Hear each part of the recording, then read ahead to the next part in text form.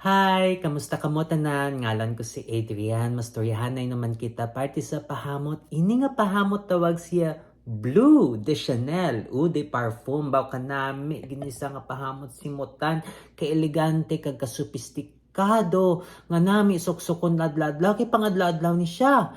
No, ang galing kay kamahal siya. Kay kung hindi lang siya mo na kamahal, suksukon ko siya adlaw ya.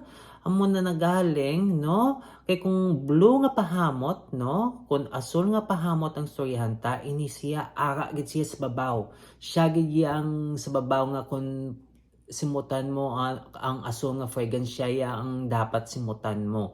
Kay kanami gid si iya nga klase nga pahamot, no?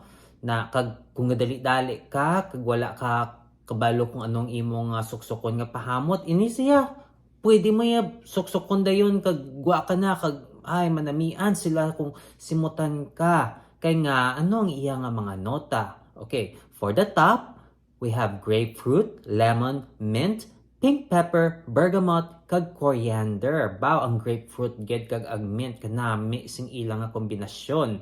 Tapos for the mid, we have ginger, nutmeg, jasmine, kag melon. Baw kalaka langit ko kabati nga may melon nga nota baw ini nga melon kanami gahatag siya nga pagka pleasing nang duka kanami lang gid siya simutan, no? Ang melon daan kanami lang gid simutan. Tapos for the base we have incense, amber, cedar, sandalwood, patchouli, labdanum, kag amberwood, no? Ang amber gahatag siya nga pagkatamis, tapos may siya sing labdanum, so may pagka powder siya, o na kag gapadugay sing pahamot na amo lang na.